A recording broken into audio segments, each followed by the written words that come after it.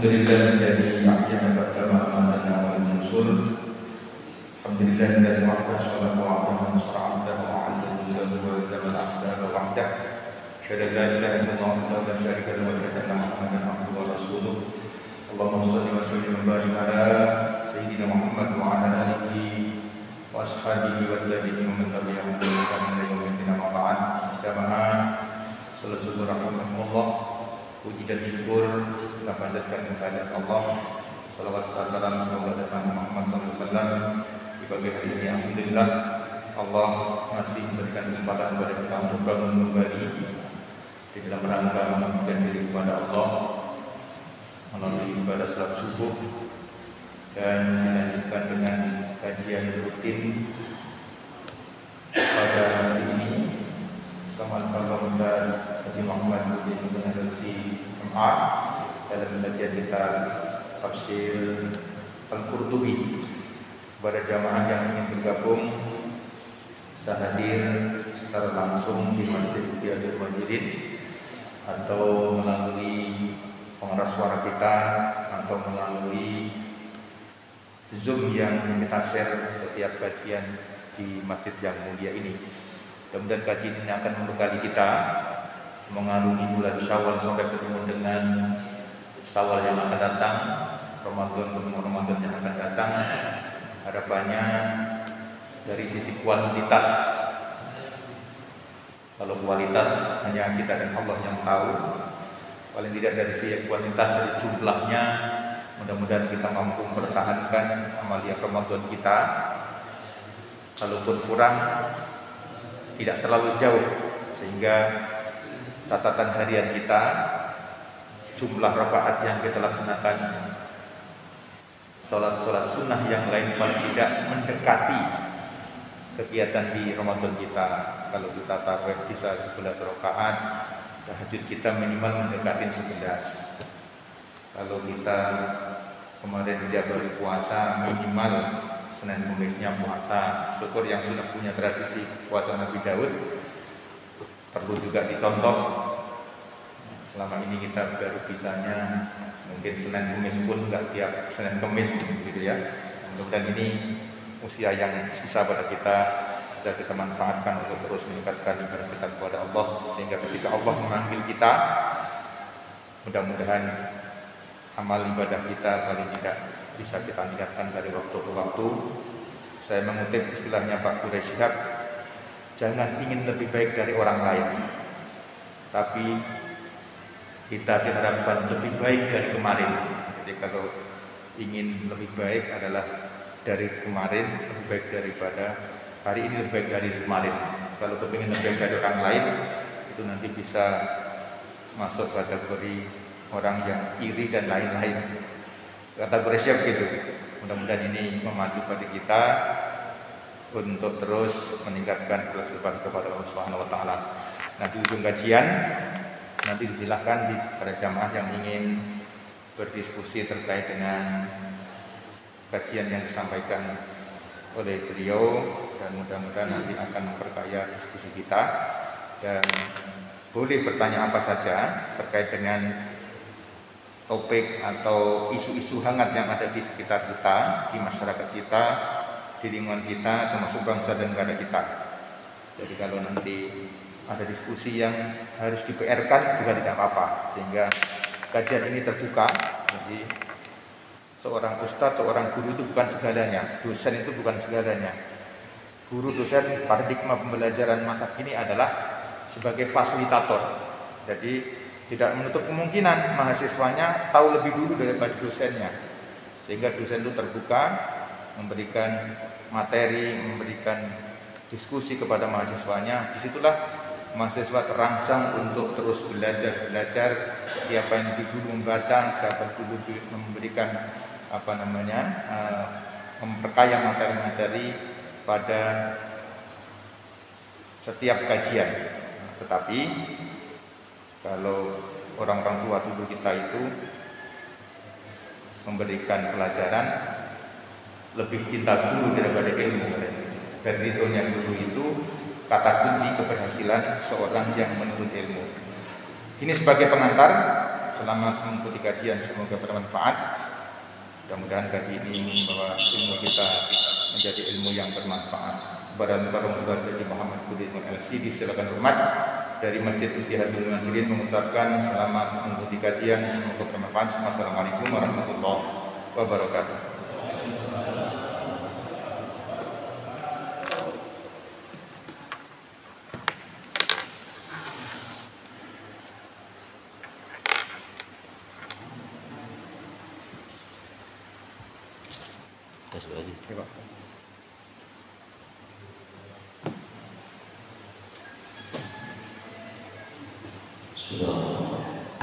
Assalamualaikum warahmatullahi wabarakatuh. Waalaikumsalam.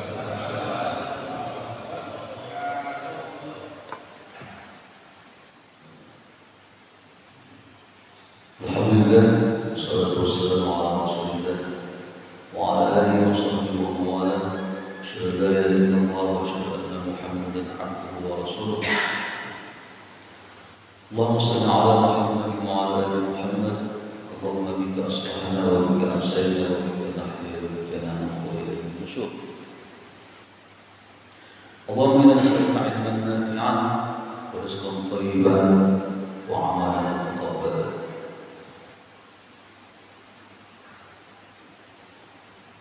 ربنا تقبل منا انك انت السميع العليم وتب علينا انك انت التواب الرحيم. وقال النبي صلى الله عليه وسلم انما الحلم بالتحلم وانما الحلم بالتحلم وانما العلم بالتعلم وانما الصبر بالتصبر. Rasulullah sallallahu alaihi wasallam bersabda, kalian tidak akan bisa menjadi pelembut sampai kalian sendiri yang berusaha menundukkan hati. Kalian tidak akan bisa mencapai suatu ilmu sampai kalian sendiri berusaha mencapai mendatanginya, mempelajarinya. Dan kalian tidak akan bisa menjadi orang yang penyabar tanpa kalian sendiri yang berusaha untuk menjadi seorang yang penyabar. Semoga Allah SWT memberi keberkahan kepada kita, menerima amal soleh kita. Rasulullah bersabda, agar perilaku sahabat setelah Ramadan, mereka mengucapkan taqabbalallah minna wa minkum. Itulah ucapan yang diucapkan oleh para sahabat ketika habis Aid, bukan minal a'di wal izin. Itu perkataan orang yang bernama Safiyuddin Al-Hudi, salah seorang pujangga dari Damaskus. Ketika perempuan berdendang di hari Id, beliau mengucapkan minal a'di wal izin. Bukan dari Nabi atau dari sahabat, bukan dari sahabat. Taqabbalallah minna wa minkum. Semoga Allah menerima amalmu dan amal saya di Ramadan yang baru. Semoga Allah menerima amal saleh kita. Amin ya Allah ya Muhammad. Baik, hari ini saya mengambil isu yang ada di negara saat ini, negara tetangga Muslim kita, yaitu Palestina. Karena tak cinta maka tak sayang maka tidak timbul untuk membantu dan memperhatikan apa yang menjadi objek dari pembicaraan atau sesuatu yang kita cintai. Maka kita harus perlu kenal apaan Palestina ya, menggalang dana ya, ribut-ribut di televisi, di medsos. Kalau bapak tak punya ilmu, roh bapak tak bakal timbul itu. Ya, satu ketika menjadi duta Pak Quraisy di Mesir waktu itu, adalah orang mengirim surat kepada beliau dari Indonesia. Pak Quraisy, ketika saya di Ka'bah saya bisa menangis.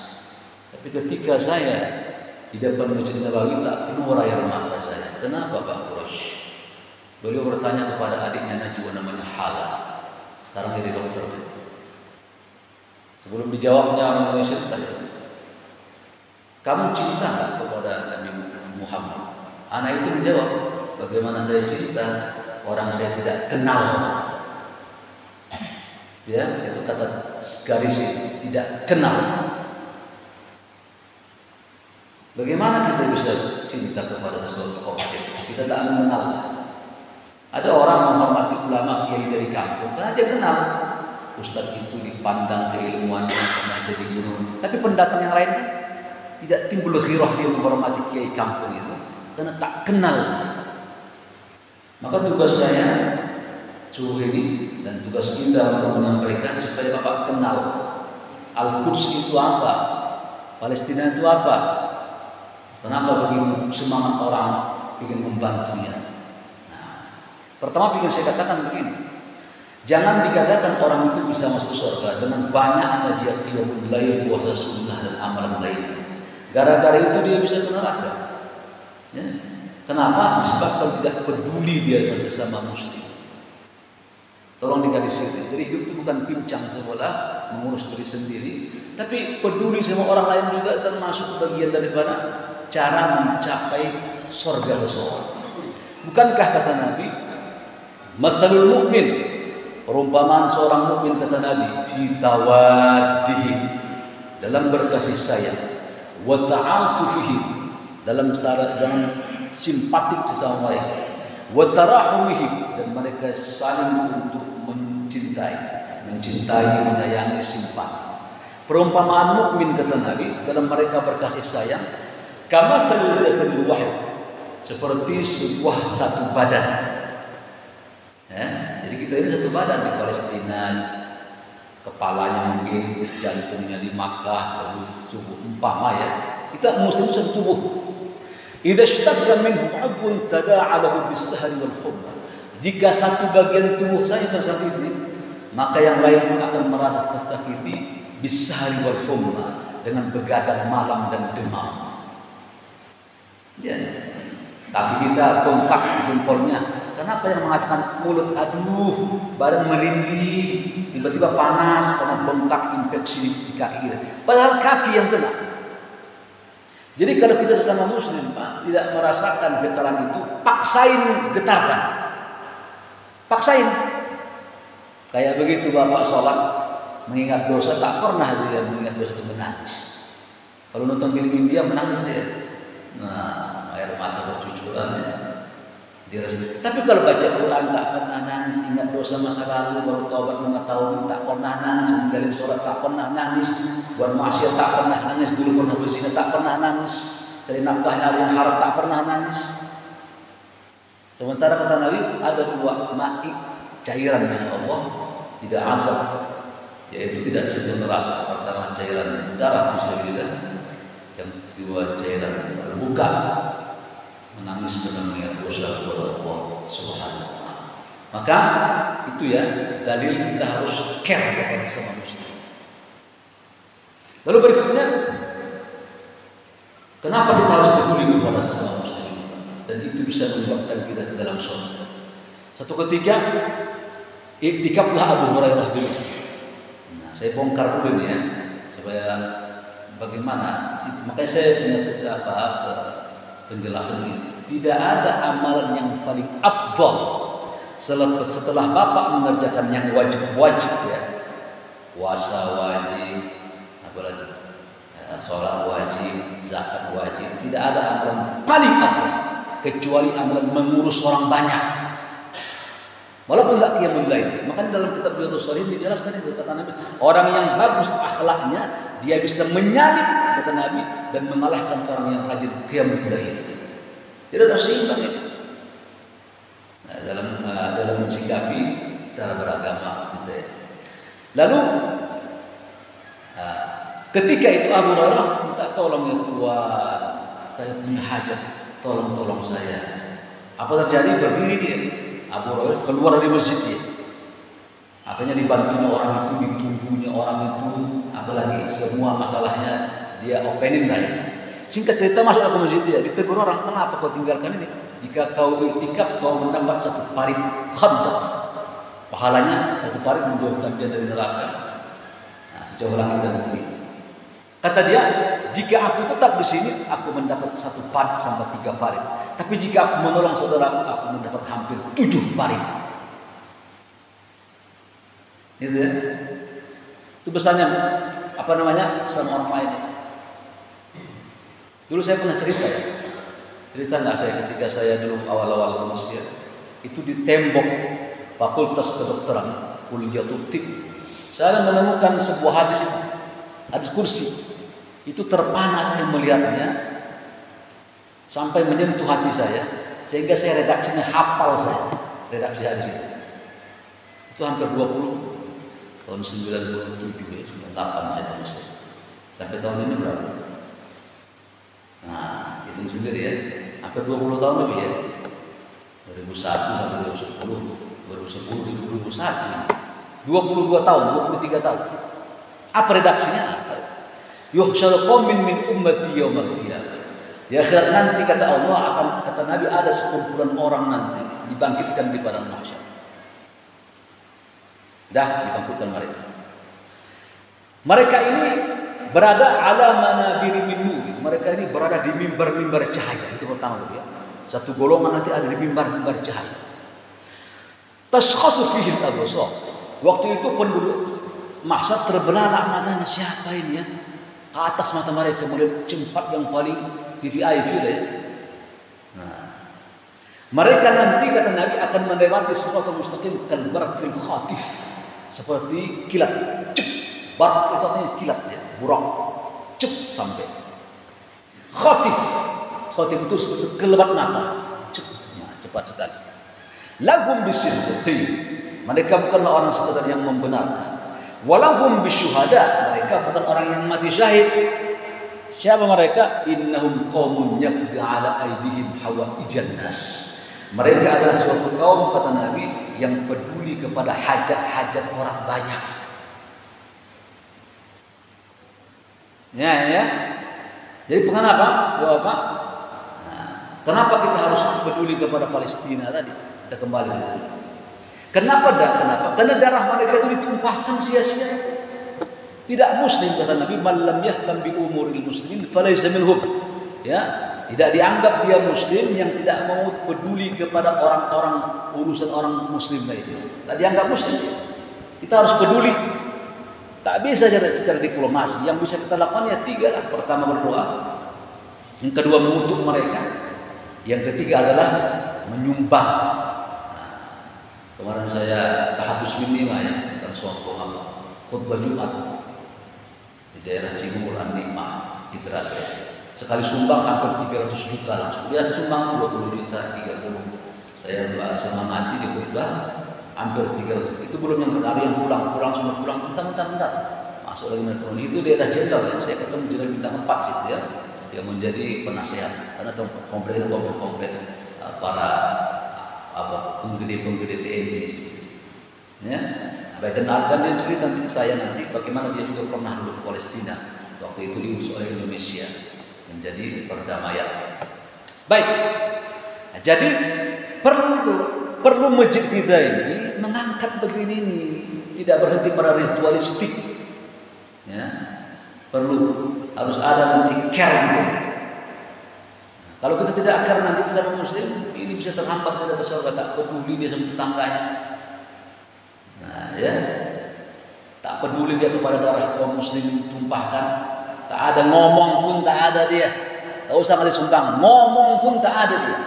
Atau mendoakan pun tidak dia dalam kulubnya. Nah, itu harus ada. Ya, kita harus harus menggugah ini bahwa kita itu bisa terhambat tidak masuk surga disebabkan kita tidak peduli kepada kaum muslimin. Itu hadis Imam Ahmad yang sering kita dengar ya. Rasulullah saya punya tetangga rajin qiyamul lail, rajin puasa sunnah. Terus kenapa? Satu penyakit Rasulullah, dia ganggu tetangganya. Ada saja yang membuat cek supaya tetangga berkelahi. Apa kata Nabi? Kalau begitu, hiya finnar. Dia masuk neraka kata Nabi. Padahal rajin qiyamul lail dia. Rajin puasa sunnah dia. Karena dia usik tetangganya. Artinya ada hal-hal sosial dia yang rusak. Menyebabkan dia bukan ke surga lagi ke neraka. Ada hal ini ada. Ada dalam agama kita situasi di mana kita ini membesarkan ibadah kita itu dengan cara apa? Dengan cara peduli dengan kesalahan kita. Contohnya begini ya, hadis Imam Bukhari. Sudah sering saya sampaikan. Barang siapa dia berinfak kata Nabi, 1 butir korma dia berinfak. Bapak ilustrasikan ya, satu butir kurma, taruh di tengah-tengah masjid ini. Syaratnya 2, dia infakkan dengan ikhlas. 1, yang kedua dia dapat dari halal itu satu butir kurma. Nanti Allah akan mengembangkan satu butir kurma itu pahalanya kata Nabi hatta ilal jabal, sampai sebesar gunung ini.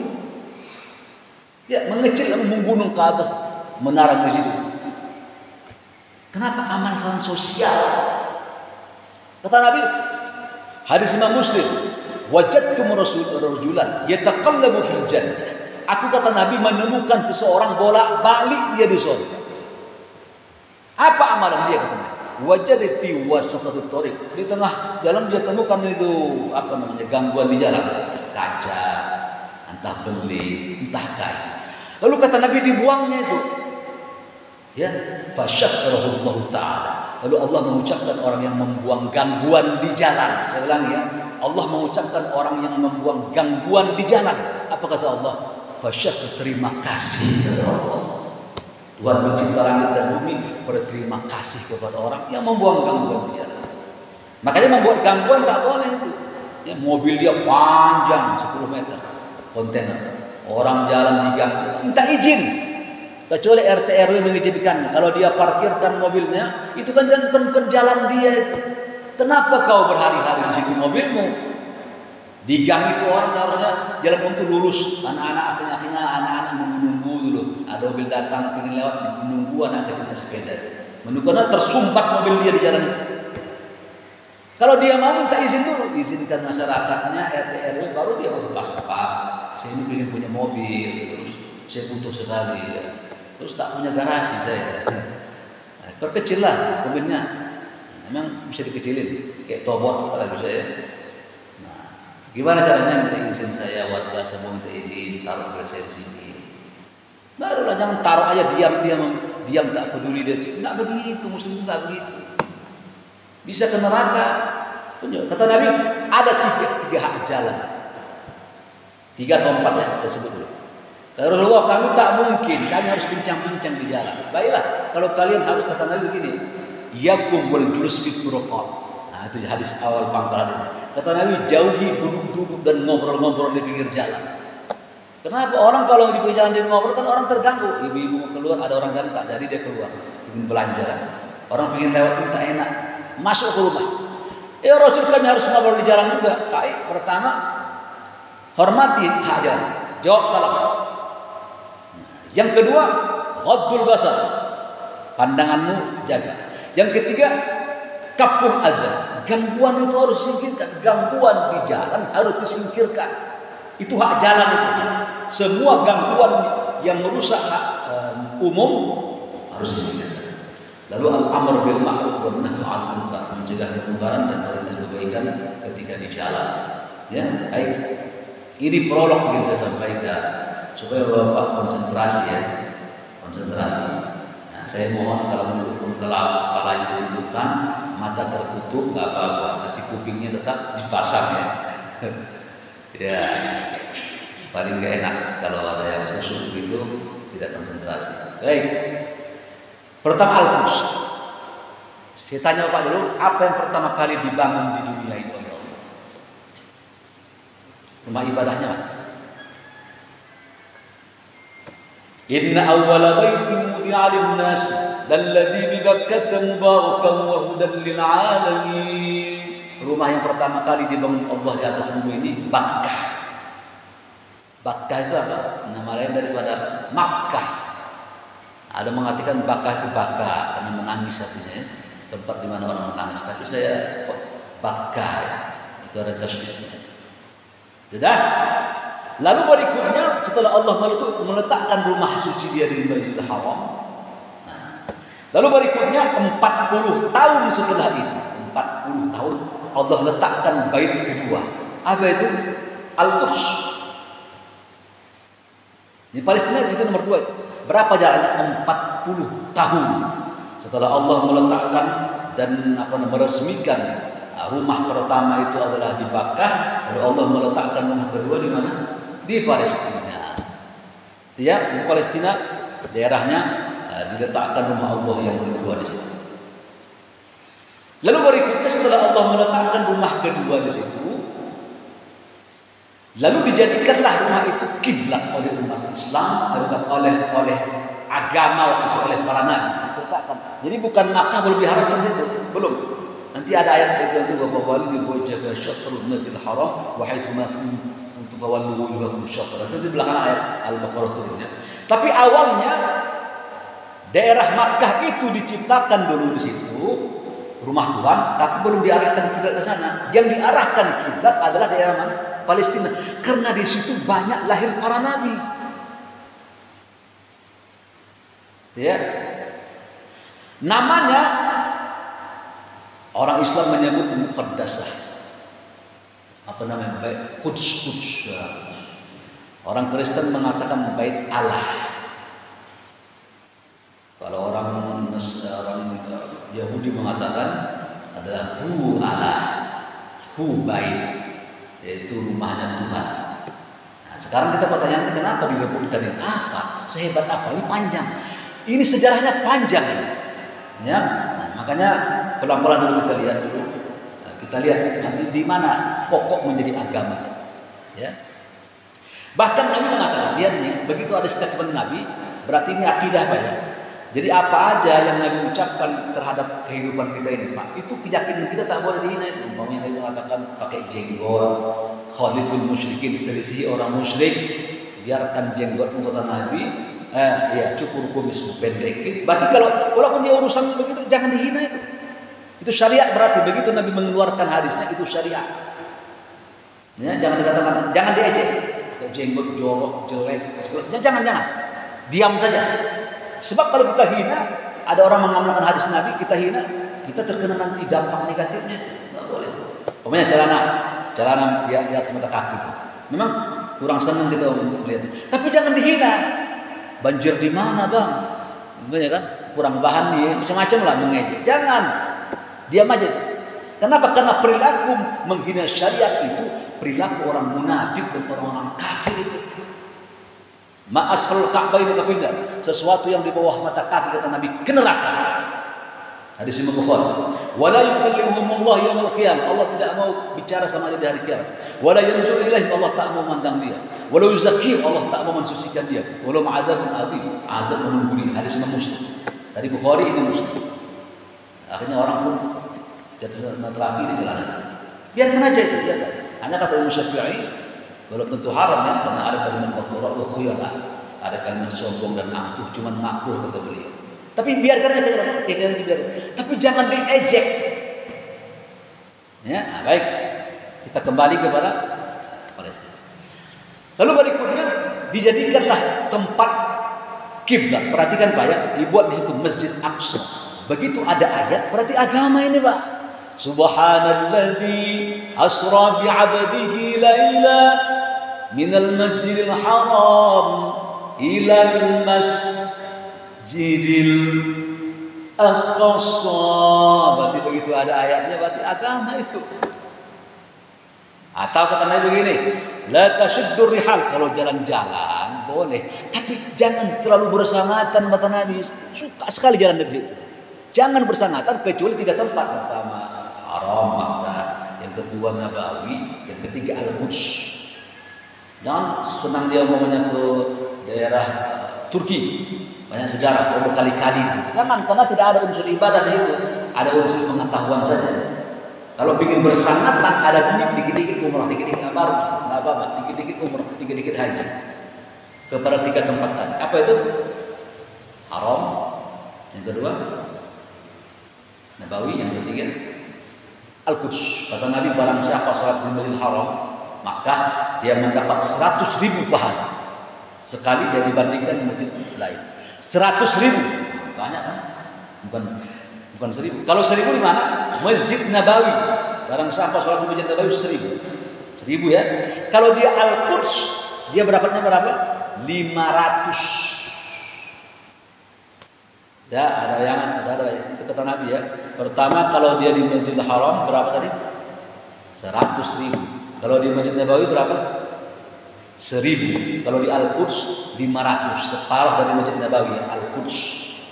Berapa? 500. Wah, itu berarti ibadah. Yang ketiga itu pernah jadi kiblat. Kalau Bapak pergi ke Madinah ada namanya Masjid Qiblatain, itu 180 derajat. Setelah 16 sampai 17 bulan Nabi menghadap kiblat, Allah melihat qad nara taqalluba wajhika fis sama. Kami lihat, kata Allah, wajah kau Muhammad bolak-balik ke langit seperti menunggu wahyu dia.